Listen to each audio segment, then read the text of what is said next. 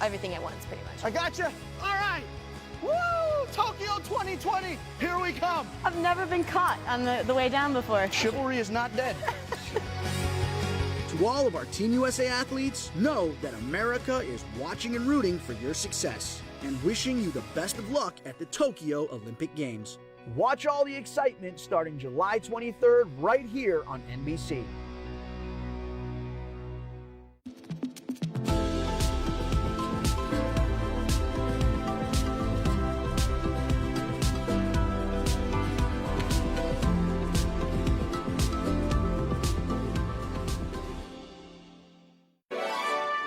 Tokyo 21, brought to you locally by IT&E.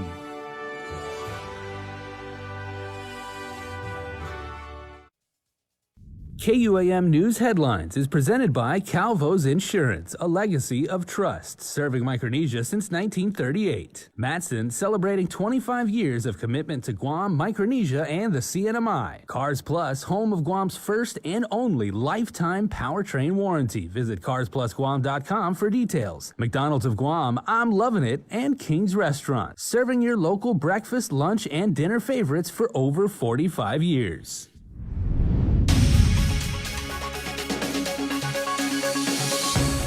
Tonight on Prime Time, it was hours of emotional testimony Monday night during the public hearing for Bill 112. Plus, during a meeting with your elected lawmakers, official revealed that GovGuam has received more than $3 billion in pandemic-related assistance from Uncle Sam. And the mother of Michael Castro speaks out after the most recent arrest for his murder. Off today and good evening, everyone. I'm Tyler Matanani. Thanks so much for joining us. It was another marathon hearing on Bill 112, the measure that would make medical malpractice arbitration optional. Nestor Lecanto reports on a night of often very emotional testimony. The chasm remains deep between supporters and opponents of Speaker Therese Terlahi's bill. Despite efforts to rein in the testimony and keep it at 5 minutes apiece, the second hearing stretched even longer than the first, with emotions often running high. I filed a complaint with the Medical Board of Medical Examiners with Dr. Berg 18 months ago, and it's still sitting on his desk collecting dust. Julie Sanchez lost a husband last week. I'm for this Bill 112. I lost my husband because of that. They took him, they called the ambulance without my authority, without my consent. They took him, put him in an ambulance, take him to Guam Memorial. Maria Espinoza lost a son. I took care of him for 8 years and 2 months with only my husband as the after-work, self-mandated part-time caregiver until my son passed away 1 year ago, June 9, 2020.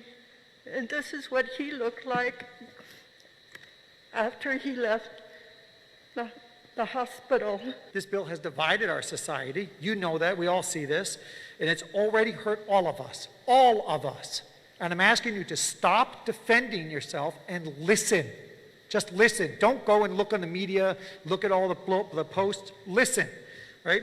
Doctors aren't saying no, don't do anything. We're saying this isn't the solution, but you attack us. We are in the same team to take care of the patient. So don't write the bill without talking to the medical community, because we do care for our patient. There was a noticeable shift from the medical community's complaints about how the bill opens them to more frivolous lawsuits and the chilling effect it would have on their practices, to more direct calls for compromise. One alternate solution could be convening a screening committee consisting of 2 or 3 of our professional licensing board members to determine negligence at the board level instead of leaving it up to a magistrate judge. Zoom technology today allows for an arbitration board to meet in a secure and private and HIPAA-compliant fashion with computer technology and obviate the need for airline travel, hotel accommodations, meals, and per diem costs. Even Dr. Thomas Shea, who has been one of the most outspoken critics of the bill, offered up solutions. The poor, you can go ahead and create a funding for them, a funding source, so that pot of money, just like MFP Medicaid, you pot of money they can access to help fund the arbitration. Terlahi has said the basic purpose of her bill is to provide justice for malpractice claimants who can't afford the costs of mandatory arbitration. The search for an answer will continue. I don't believe we are permanently divided. It is a temporary divide because we have highlighted perhaps something that we just don't look at or talk about, and that is there is a disparity. We are already divided when it comes to the ability to pursue certain types of claims. A third public hearing on Bill 112 will be announced, as well as a roundtable on related issues or an oversight hearing. For Guam's News Network, I'm Nestor Lecanto. It's a jaw-dropping figure. All totaled, the government of Guam has received more than $3 billion in federal pandemic-related assistance. The numbers were reported by administration officials during a meeting at the legislature Monday. Nestor Lecanto has the breakdown. Good afternoon. Not $1 billion, not $2 billion, but $3.5 billion is what local government, local businesses, and local residents have received in various forms of pandemic assistance from Uncle Sam for fiscal years 2020 and 2021. Those were the staggering numbers reported during the Special Economic Service meeting. Paul Pablo, Deputy Tax Commissioner at Rev and Tax, has the breakdown for the 3 economic impact payments. With EIP 1 and 2, those are combined in one trust fund. And the amount that we received from Treasury is $245.8 million. Then I can move to EIP 3. The amount we received from Treasury is $216 million, $216.9 million. Gary Hiles, chief economist at the Department of Labor, breaks down the pandemic unemployment assistance payments. Approximately $500 million was spent in calendar year 2020,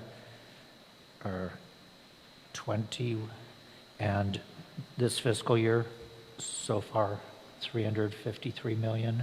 So since this fiscal year isn't over, it looks like it's tracking to be almost similar to the last calendar year of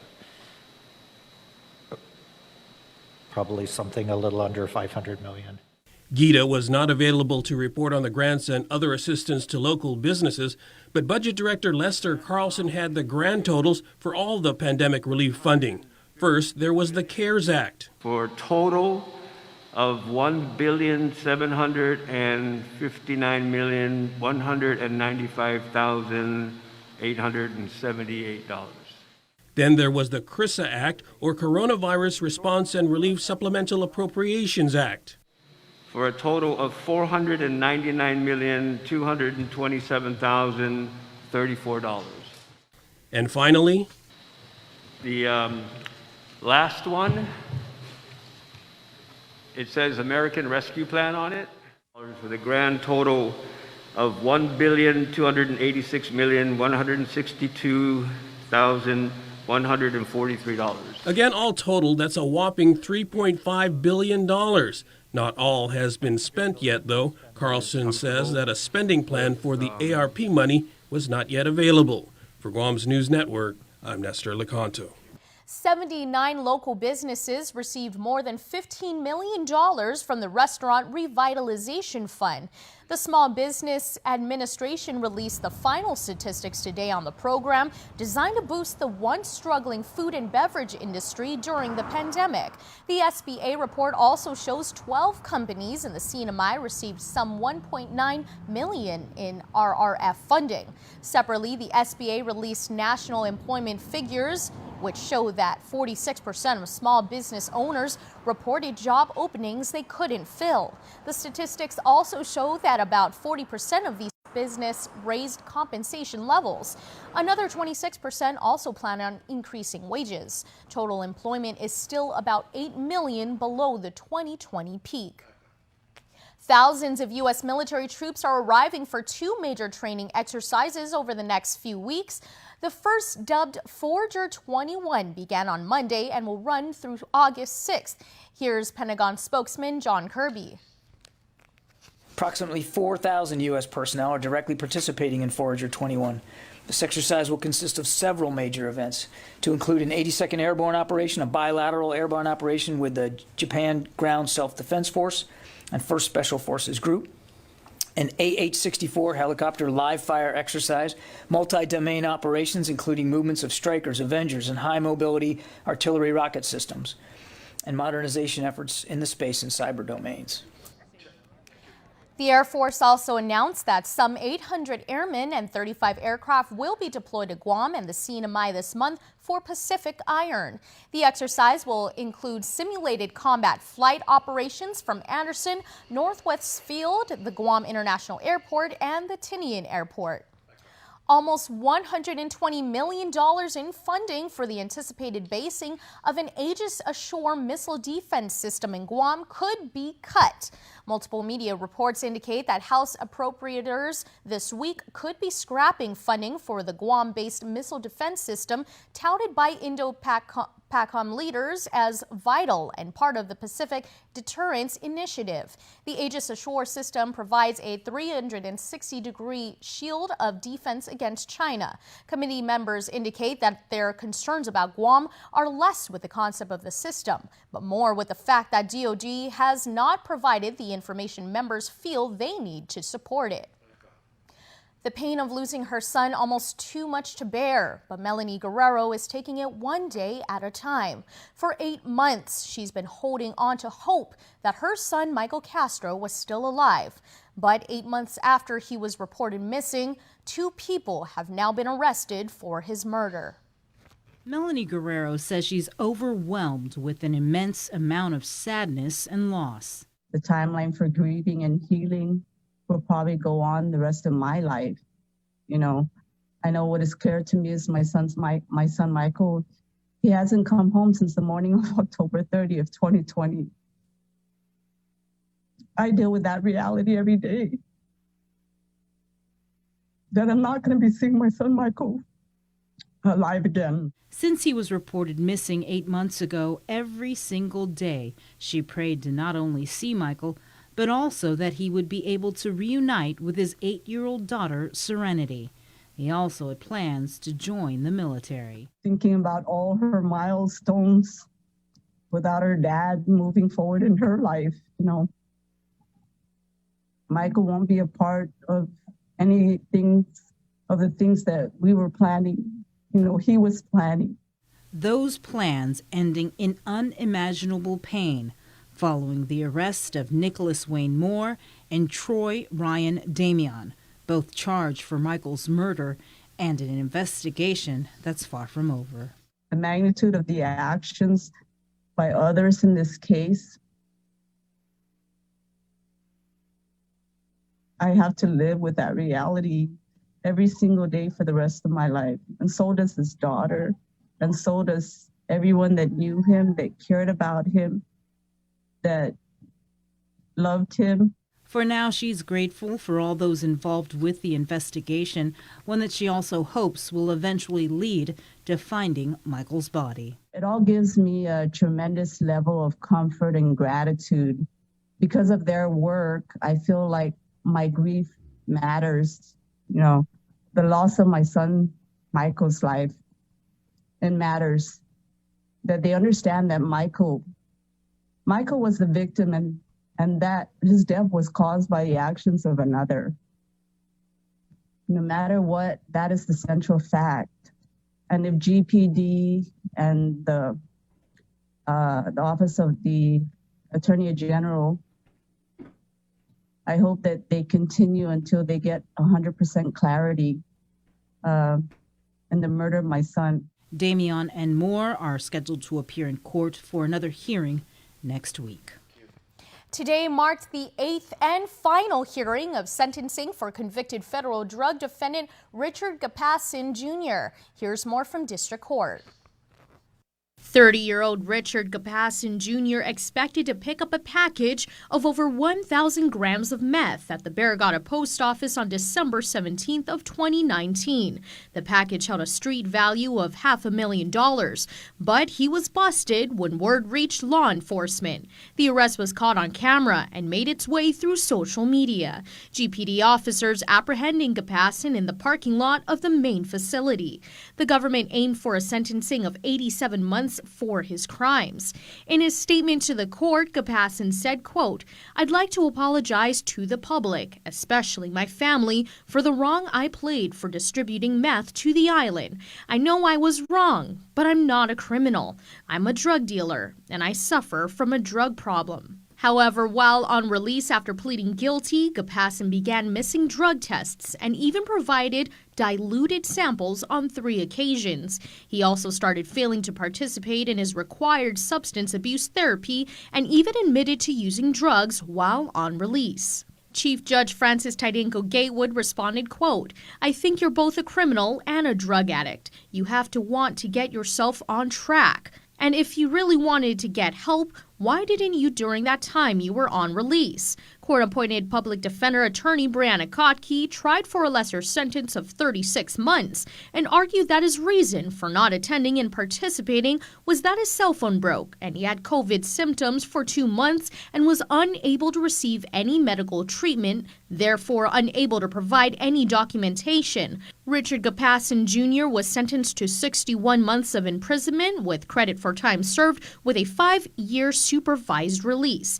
The court also set a judicial recommendation for Gapassan to serve his time in an Oregon facility and participate in a drug treatment, vocational, and educational programs.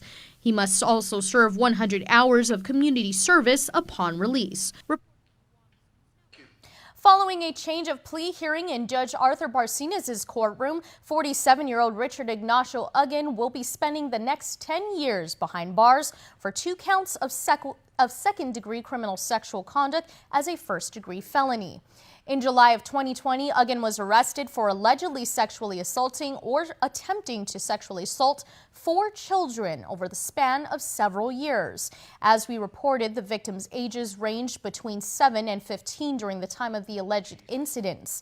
The victims and their mother were consulted about the plea agreement negotiations.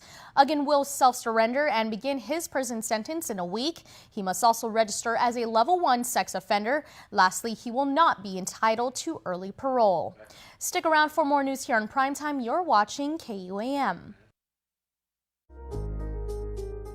Social distancing may be the new norm, but connection will always be our tradition. Through good times and tough times, we remain connected with you. Masks may be the new fashion, but protection will always be our style. You can always count on us to protect the things that matter the most. Sanitizing may be the new routine, but caring will always be our practice. We care about your loved ones and the things you value the most. And as we welcome our new normal, one thing remains certain: we will always be here for you. We're open and ready to serve you. Calvo's Insurance, a legacy of trust.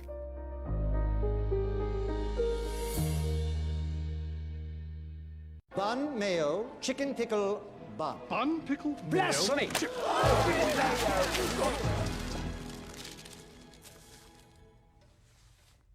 No bun. The Naked Chicken Chalupa, only at Taco Bell. Summer is here, and at Cars Plus, we have the perfect Jeep for your summer adventures. Whether you're going off-road or just getting ready to hit the beach down south, make this the summer event you find your Jeep. Like the 2021 Jeep Wrangler or the 2021 Jeep Gladiator. Equipped with Guam's only lifetime powertrain warranty.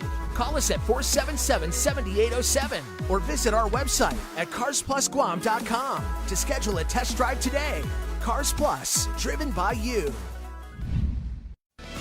It's a special delivery to your inbox every week with your KUAM News Roundup, program advisories, and promotions. Sign up for the weekly KUAM Digital Digest today on KUAM.com. Welcome back. Some sad news to report as the Joint Information Center has just confirmed the island's 142nd COVID-19 related fatality. The 75-year-old male passed away at the Guam Memorial Hospital Tuesday morning. The patient was unvaccinated with underlying health conditions. He tested positive on July 13, 2021. A second GovGuam homeless shelter should be open by August. This from Guam Housing and Urban Renewal Authority head Ray Tapasia. Tapasia telling The Link federal requirements constitute the last loose ends that must be tied up before the second shelter opens its doors. Finalizing that, we had challenges with the fact that the federal government required flood insurance.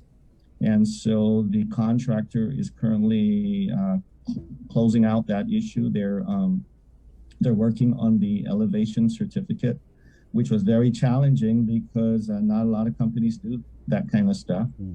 And so once that process is completed, we'll be able to secure the flood insurance, and the governor's office has offered to pay for it.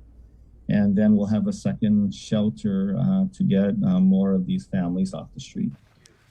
Tapasia said the second shelter is in Tamuning, but would not provide any more specific information about it. GovGuam opened an existing shelter at the Global Dorm in Maiti last year as part of the COVID response. Tapasia said he anticipates that shelters would remain open even if the public health emergency ends. A mortgage relief program instituted by the Guam Housing Corporation and GURA saw only a handful of people qualifying for assistance. GURA head Ray Tapasia said of the $750,000 set aside for the program, roughly $8,000 relief was paid out. While Tapasia said he thinks there's definitely a need for mortgage relief on island. Strict federal guidelines and competing COVID aid programs are keeping people from qualifying for mortgage assistance. Some of them end up canceling each other out. So you have PUA that came out early on, and then you have the mortgage relief, rent relief, but there are income thresholds that are taken into account. And if you've received PUA checks and it kicks you up above a certain income level, then you may not be eligible in the end. So, you know, if I were to recommend to Congress, you know, you shouldn't be passing, I mean, you pass all these pandemic relief programs, but if you receive one, you can't receive the other. If you receive another, you can't receive this and you can't receive that. So, you know, we just have to follow the rules. There's nothing I can do otherwise I'd be non-compliant, and it'll show up in our audit reports. Tapasia said he wants to reprogram unused mortgage relief funds to retrofit village senior citizen centers so they can reopen faster, but he hasn't consulted mayors about these plans. It looks like Guam will be saved from a so-called Medicaid cliff. Congressman Michael Nicholas announced that a bipartisan bill will be introduced this week to set the Medicaid federal reimbursement rate for Guam at 83%, which means GovGuam will only have to come up with 17% of the matching funds. So, for example, if we max out our $130 million annual Medicaid ceiling, we will only need to come up with $22 million. Governor Lou Leongaro welcomed the news. But it's only for 8 years. And what I'm hoping is a much more permanent solution, and to just include us in the same calculations as the other states. And that is based on per capita, per income. So it's a good move. It's a good move in the right direction. We're certainly very appreciative, and we thank the congressman for doing that. According to a Congressional Research Service fact sheet, the Medicaid rates for the 50 states and D.C. are determined annually based on per capita income. The rates can range from 50 to 83%. By contrast, the rates for Guam and the other territories have been set at 55% since July of 2011. All public school students will receive up to $1,200 to $1,300 to purchase food by August. KUAM's Isaiah again has this report. There are some 28,000 Guam Department of Education students that will benefit from the pandemic EBT program. The program is similar to the Supplemental Nutrition Assistance Program, also known as SNAP or Food Stamp, which will enable the recipient to purchase food, according to GDOE Superintendent John Fernandez. So the pandemic EBT program basically authorizes the Guam Department of Education and DODEA, actually, because both of entities that participate in the National School Lunch Program to be able to give out these PEBT cards to our students, I guess basically in order to address the fact that over the past year and a half, schools have been shut down, and there's a recognition that it's been harder for our students, our families to access their school lunch, breakfast, school lunch and breakfast while schools have been shut down. The benefits for Dodea will be a lot less because they were doing online instructional learning for a shorter time period. Recipients of the free and reduced lunch for Dodea will be the only ones benefiting from the program. Unlike Dodea, all students, including recently graduated seniors enrolled into the 41 GDOE schools during last year, are eligible for the program. Because we are a National School Lunch Program participant, and also because we took advantage of the community eligibility provision through which we were able to feed all students at no cost. Based on that, it turns out that the PEBT benefit is now would be able to go to all students. However, students who were enrolled into GDOE but withdrew before the start of the school year do not qualify for the program. The PEBT cards are anticipated to be distributed to each GDOE student per household from August to September, and it will be loaded 3 to 4 times in different amounts. The card is expected to have up to $1,200 to $1,300 and will be valid for 365 days, which means it won't expire until 1 year from the date issued. And so you don't have to spend it all at once. You can take these cards and then use it to purchase food for up to a year after the issuance. There will be no applications that need to be turned in for the program. The Department of Public Health and Social Services and GDOE are still working to finalize the details. My understanding is that the team is working through the details of how to get this program up and running. That'll include, how to distribute the cards, giving the information to the families as to when the benefits will be loaded onto those cards so that you can use them at the stores, and then also setting up hotlines to be able to answer any questions that might come up in preparation for this program being launched. Reported for Guam's News Network, Guahusi Isaiah Uggan. Coming up, sports with Dave Delgado, and still to come, our Cold Stone Creamery birthday shout-outs.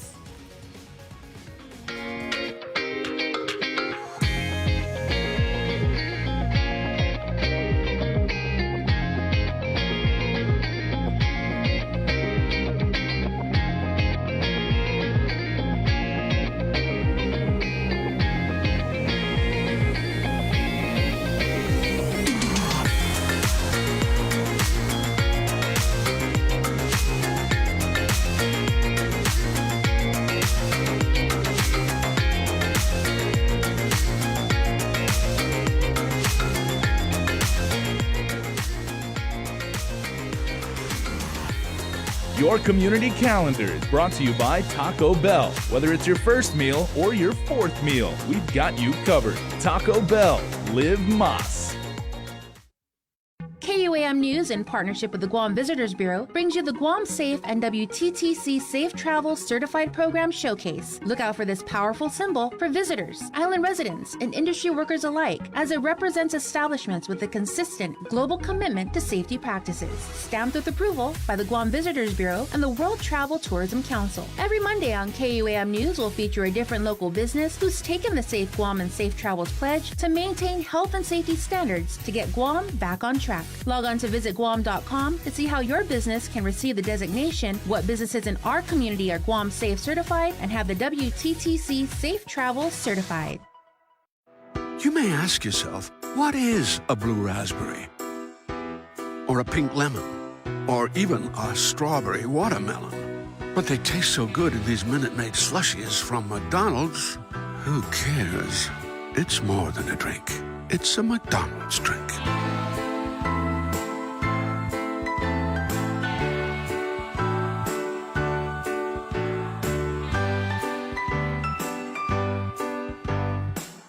Get up and move, Guam! Join the mayors of Talafofo and Inilohan for Haan and Minagov, a great day to celebrate the reopening of our island at the Valley of the Ladi, Saturday, July 31st from 10 to 5 p.m. Local artists, farmers, and Guam-made products will be on hand while you enjoy performances from our best cultural entertainers and musicians. Enjoy the finest food that Southern Guam has to offer. Help us open our newest attraction, the Micronesia Cultural Village. Tickets can be purchased online at valleyoftheLadi.com. Haan and Minagov is brought to you by the Guam Visitors Bureau, Guam Economic Development Authority, Valley of the Ladi, Jungle Riverboat Cruise, Kloppenburg Enterprises, Para Ipribetsu Itautauta, the Guam Brewery, Island Beverage Distributors, and the stations of KUAM. KUAM Sports is brought to you by Docomo Pacific. Better together.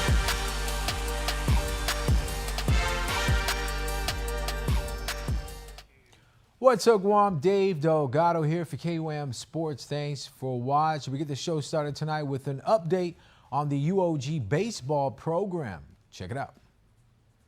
The UOG baseball program is looking for potential players to fill their roster. Players looking to further their education at the university and still be able to play ball are encouraged to come out. Well, we have tryouts the first week of August.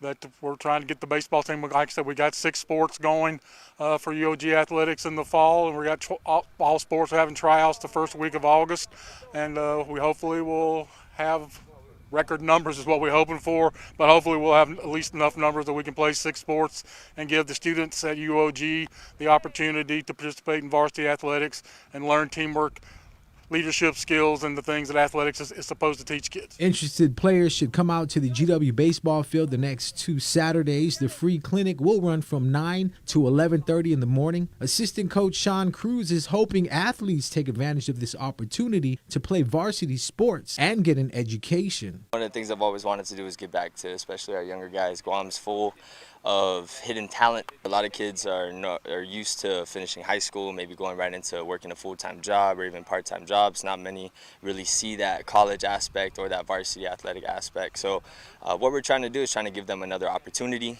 to try and pursue those goals, right, and also get an education out of it. Athletes start the morning off with stretches, throwing, and ease into some fielding drills. The coaches help them out with their mechanics and how to be more proficient. Coaching staff is great. I like it. Yeah, I've learned a lot. I mostly play outfield, so that's really helped whenever I'm learning how to do ground balls, pop flies, catch with 2 hands, everything like that.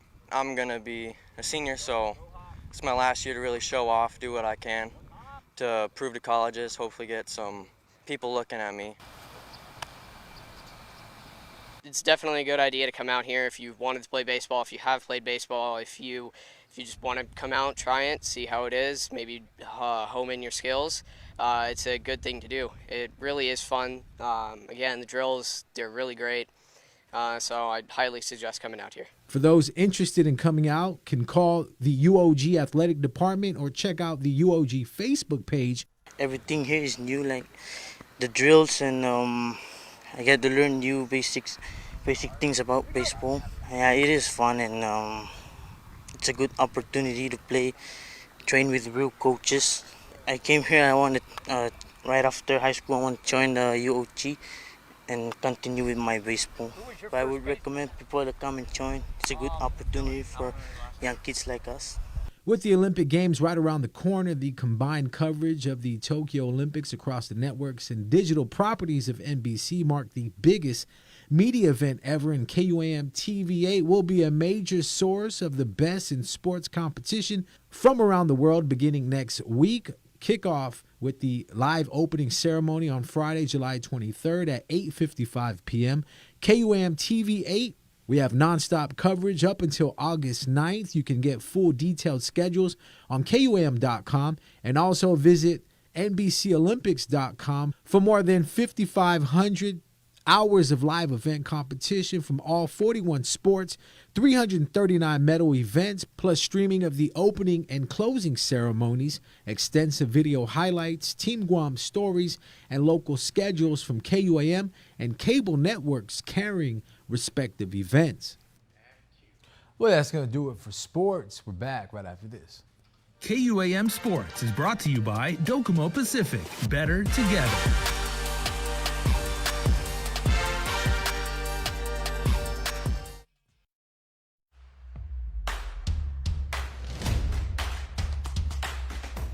For the different beats of your life, we're here to keep you connected the way you want it. Plans made for you, by you. Build your own bundle with Link. Select the internet, entertainment, mobile, and home phone plans that fit your lifestyle. Pay for what you want, not for what you don't. Build your own bundle and save with Link. Half a day. Hi, That will be $20, please. I forgot my Mobile Smiles Driver's Rewards card. No worries. You can now use your registered mobile number to earn points. Can I use my mobile number to redeem rewards? Sure. Just show us your photo ID or driver's license. That's easy. And before we close out the news tonight, our latest round of birthday shout-outs from the Cold Stone Creamery Birthday Club. Happy birthday to our July 13th celebrants, led off by Donna Mantinonia, who is getting love from her sister. Wishing Donna a special happy birthday all the way in Port Orchard, Washington. Have a blessed day, and we love and miss you. Your shout-outs coming from Deb, June, Pete, D, and Xavier Lala. Happy birthday number 28 to Marion Arroyo, otherwise known as Katie, and happy birthday blessings to you. Your family is sending you all of their love. Happy birthday to Rico Crisostomo, who celebrates birthday number 30 this year. Happy birthday, Rico. Your family is also sending their love. Valerie Santos, happy birthday number 35, and we hope all your birthday wishes come true. With love from Zariah, Zane, Big Daddy Jake, and the family. Val's a member of our KUAM family here, so Val, happy birthday to you, and we hope you have a fantastic 35th. And Edelyn, a sunflower field is a sky with 1,000 suns. Happy second birthday, Edelyn, coming from the Pinzon family. That's a beautiful shout out. Great job, everybody, with the shout outs today. Happy birthday to each and every one. That's going to do it for us here on Primetime. Thanks for watching. Have a good night and be safe, Guam.